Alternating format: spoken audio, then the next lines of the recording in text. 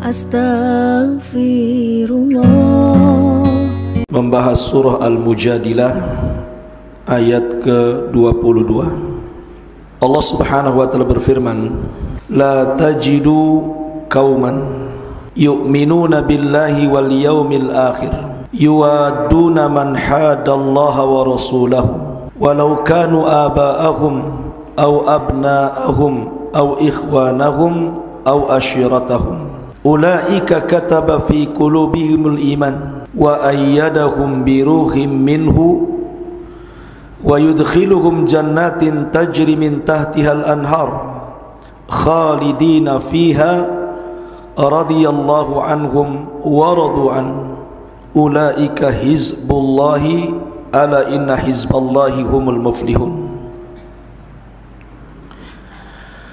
Kalian tidak akan mendapatkan sebuah kaum yang mereka beriman kepada Allah dan hari akhir, kemudian mereka berkasih sayang dengan orang-orang yang menentang Allah dan Rasulnya, walaupun mereka adalah bapak-bapak mereka, anak-anak mereka, saudara-saudara mereka atau keluarga mereka, karena Allah sudah menanamkan pada hati-hati mereka keimanan dan Allah kuatkan dengan pertolongan Allah.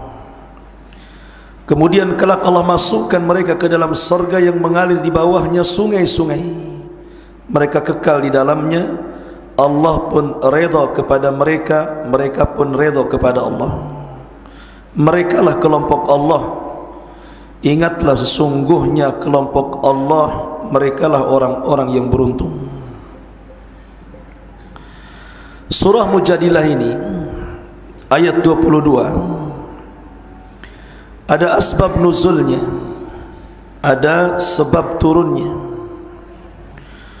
Dan sebab turunnya kepada seorang sahabat Nabi sallallahu alaihi wasallam, al-asyaratu al-mubashshiruna bil jannah, satu di antara 10 sahabat yang dijanjikan masuk surga.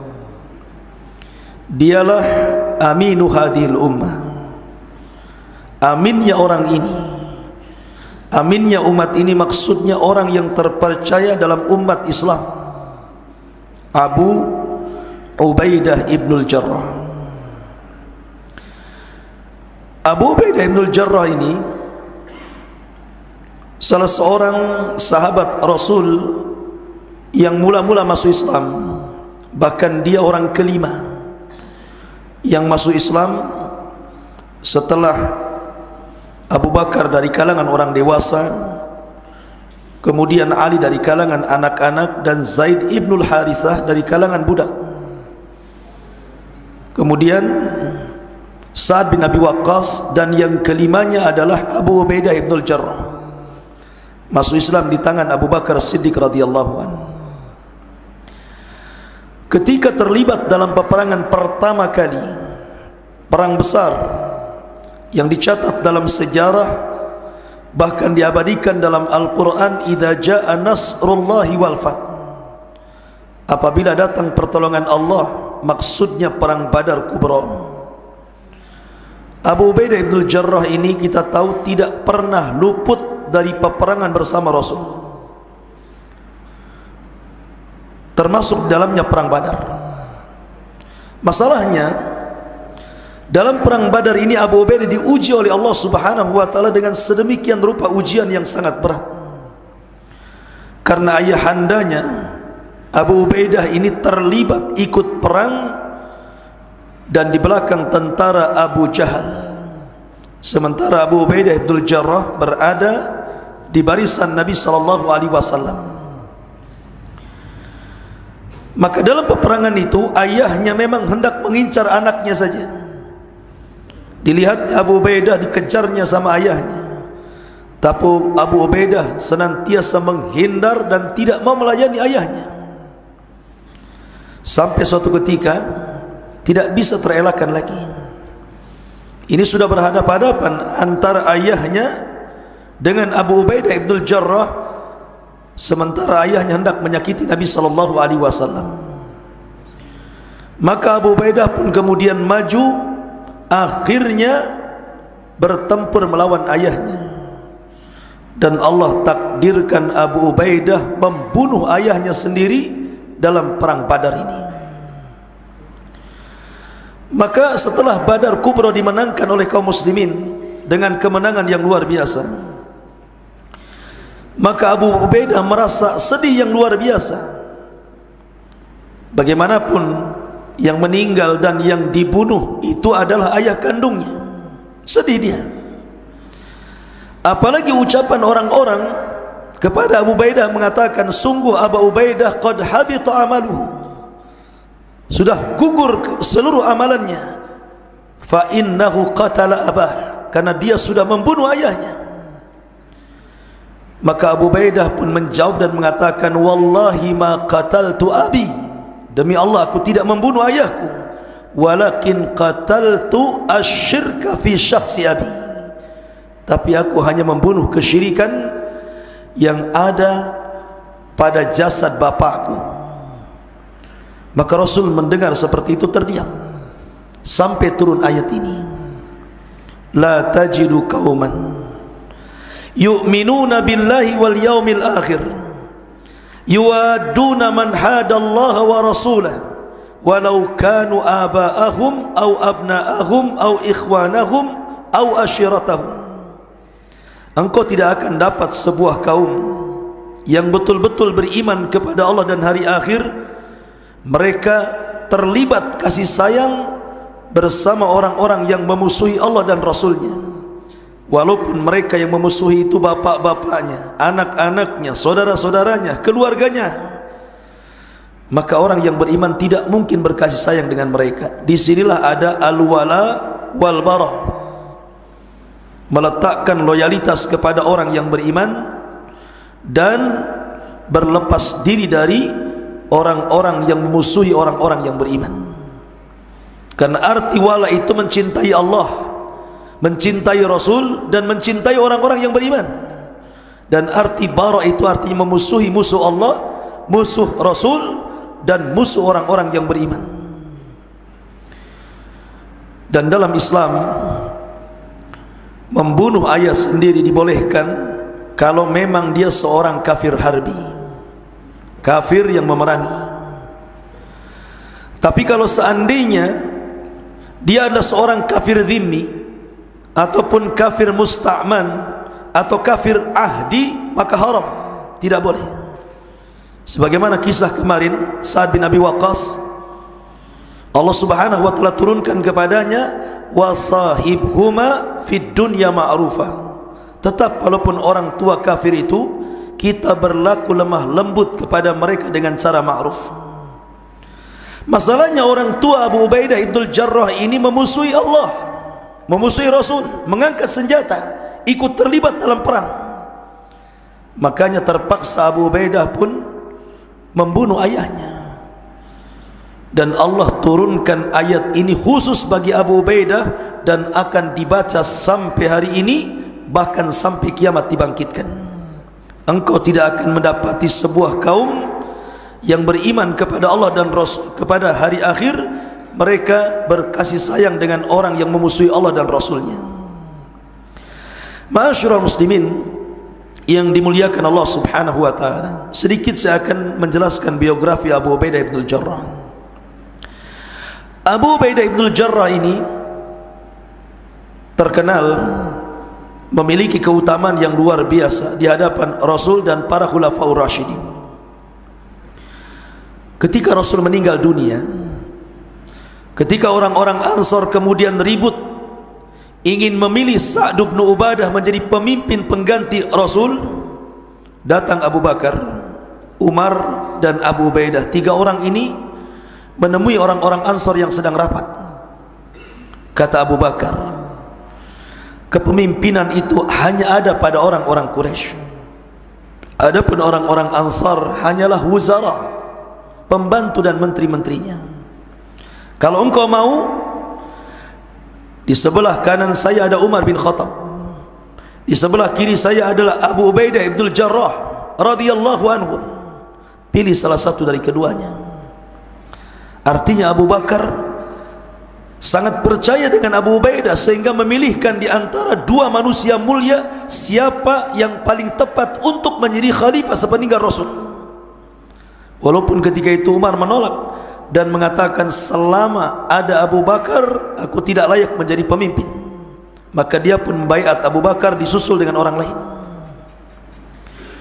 Kemudian di masa Umar sama, ketika Umar bin Khattab menjelang wafatnya, dia berwasiat dan mengatakan laukana Abu Ubaidillah hayyan, laukana Abu Ubaidillah hayyan, seandainya Abu Ubaidah masih hidup, kata Umar bin Khattab, lastakhlaftuhu, tentu aku akan menjadikan dia khalifah sepeninggalku. Tapi sayang Abu Ubaidah meninggal sebelum Umar meninggal, kena taun. Lah di zaman Nabi SAW dalam perang Uhud, Nabi SAW kan menggunakan pakaian besi, menggunakan helm besi, kemudian terkena pedang di tengah-tengahnya sehingga helmnya belah. Percikan helm itu, besi-besinya nancap di pipi Rasul. Abu Bakar berusaha untuk mencabut tapi tidak bisa. Kemudian Abu Ubaidah datang dan mengatakan, ya Abu Bakrin, biarlah aku yang mencabutnya. Karena takut menyakiti Nabi SAW, dia tidak mencabut dengan tangannya, tapi dia mencabut dengan giginya yang depan. Ketika serpihan satu dicabut, rupanya gigi yang atas rompang, terputus. Kemudian serpihan yang kedua dicabut, rompang lagi, jatuh lagi giginya, sampai dua gigi Abu Ubaidah jatuh karena mencabut dua serpihan dari pipi Nabi SAW. Tapi Abu Bakar mengatakan, demi Allah aku tidak melihat orang ompong seindah Abu Ubaidah, katanya. Padahal kalau lihat ompong itu kan gimana gitu ya, kayak orang tua gitu. Tetapi Abu Bakar mengatakan, demi Allah ma ra'aitu hataman, aku tidak pernah melihat orang ompong, katanya, ahsan min Abi Ubaidah, lebih baik dibandingkan Abu Ubaidah, justru makin indah wajahnya setelah dia ompong. Ma'asyiral muslimin yang dimuliakan Allah Azza wa Jalla, ketika di masa Khalifah Abu Bakar Siddiq radhiyallahu an, Abu Bakar ini mengutus Khalid ibn Walid memimpin pasukan melawan orang-orang Syam. Ketika itu Umar tidak setuju dan mengatakan, ya Abu Bakar, Abu Ubaidah itu lebih dahulu Islamnya dibandingkan Khalid, karena Khalid itu belakangan masuk Islamnya karena masih terfitnah dengan Abu Jahal. Harusnya yang menjadi amir perang itu Abu Ubaidah, bukan Khalid. Tapi Abu Bakar ini cerdas, dia mampu meletakkan orang-orang yang layak diletakkan, dia letakkan. Makanya sepeninggal Abu Bakar, Umar memuji Abu Bakar. Kata Abu Bakar, wahai Umar, betul Abu Ubaidah itu lebih dahulu Islamnya dibandingkan Khalid, tapi Khalid punya kecerdasan taktik perang yang tidak dimiliki saya, tidak dimiliki Anda, tidak dimiliki oleh seluruh kaum muslimin. Kalau kita berdua berada dalam peperangan, saya yakin kita akan memilih Khalid. Akhirnya Khalid pun yang menjadi pemimpin sampai meninggalnya Abu Bakar. Setelah Abu Bakar meninggal, khalifah jatuh ke tangan Umar, diganti oleh Umar. Khalid menjadi mustasyar, hanya sebagai penasihat perang, dan Abu Ubaidah dijadikan pemimpin perang untuk membebaskan Persia dan Syam secara keseluruhan, dan berhasil. Syam dikuasai, semua Syam itu dikuasai kaum muslimin di tangan Abu Ubaidah ibn al-Jarrah, menunjukkan bahwa kepemimpinan luar biasa Abu Ubaidah ibn al-Jarrah ini. Ketika Amirul Mukminin mendapatkan kabar bahwa Baitul Maqdis sudah jatuh ke tangan kaum muslimin, ketika itu mereka menuntut Umar untuk datang ke Baitul Maqdis, langsung mengambil kunci Baitul Maqdis, langsung mengambil dari uskup yang menjaga Baitul Maqdis. Karena ketika itu Abu Ubaidah ditolaknya karena tidak ada ciri-cirinya dalam kitab mereka. Kemudian beberapa sahabat juga, termasuk Sarahbil, juga ditolak. Ketika Umar datang Rupanya Umar sudah dicatat dalam kitab-kitab mereka bahwa dia yang kelak akan menguasai Baitul Maqdis. Kemudian diberikan kunci itu kepada Umar. Ketika Umar berjalan dengan Abu Ubaidah, Umar itu kan pakaiannya asal-asalan, dia pakaian dari Madinah, berjalan sampai ke Syam, 1 bulan perjalanan tidak ganti pakaian, penuh dengan debu tentunya. Abu Ubaidah sudah mempersiapkan pakaian yang layak untuk menjadi kebanggaan seorang khalifah, sehingga Abu Ubaidah meminta kepada Umar untuk mengganti pakaiannya. Maksudnya kalau pakaiannya agak wah gitu kan, oh ini pemimpin kami bangga. Tapi Umar mengatakan kepada Abu Ubaidah, ya Aba Ubaidah, innallaha a'azzana bil Islam, wa man yabtagil izzata bi ghairi ma a'azzana Allah adhallana Allah. Abu Ubaidah, kita ini dimuliakan bukan karena pakaian, tapi karena Islam. Kalau seandainya kita mencari kemuliaan di luar daripada Islam, kita pasti dihinakan Allah. Biarkan aku seperti ini. Setelah mengambil kunci Baitul Maqdis, Umar pun mampir di rumah Abu Ubaidah. Rumahnya kecil, tidak ada barang-barang berharga, padahal dia jenderal yang memimpin perang menaklukkan satu Syam, termasuk Baitul Maqdis. Sehingga Umar bin Khattab ketika itu meminta kepada salah satu pasukan, i'tuni bi ta'amikum wa ta'ami Abi Ubaidah, datangkan kepada aku makanan yang kalian makan dan makanan yang dimakan Abu Ubaidah, katanya. Datangkan kedua makanan itu. Rupanya makanan pasukan jauh lebih lezat dibandingkan makanan yang dimakan keseharian Abu Ubaidah ibn Jarrah. Ketika melihat rumah yang sempit, tidak ada barang berharga satupun, Umar menangis dan mengatakan, demi Allah, kulluna nataghayyar illa anta ya Abu Ubaidah. Kami semua bisa berubah dengan dunia wahai Abu Ubaidah, kecuali engkau tidak bisa dirubah dunia. Menunjukkan bahwa bagaimana tawaduknya Abu Ubaidah ini. Abu Ubaidah itu, ikhwan, adalah orang yang taat dengan Umar bin Khattab karena memang dia Amirul Mukminin. Tidak pernah satupun dia menyelisih Umar, sampai dia berwasiat untuk tetap taat dengan pemimpin. Kecuali satu kali dia tidak taat dengan Umar. Ketika terjadi taun, wabah yang sangat mematikan di Syam, yang disebut dengan tahun Amwas, mungkin kalau zaman sekarang macam corona gini, wabah yang mematikan luar biasa. Abu Ubaidah itu memimpin 36.000 pasukan, 30.000 meninggal dunia dan 6.000 yang selamat, tidak mati karena taun. Yang mati 30.000 itu gara-gara wabah itu. Tapi yang selamat cuma 6.000. Salah satunya Abu Ubaidah meninggal karena taun. Ketika Umar mendengar di Madinah bahwa taun menyebar di Syam, terutama di Amwas, Umar mengirim surat kepada Abu Ubaidah, dan dia mengatakan, sesampainya suratku ini wahai Abu Ubaidah, kalau surat ini datang di malam hari, bergegaslah di pagi hari.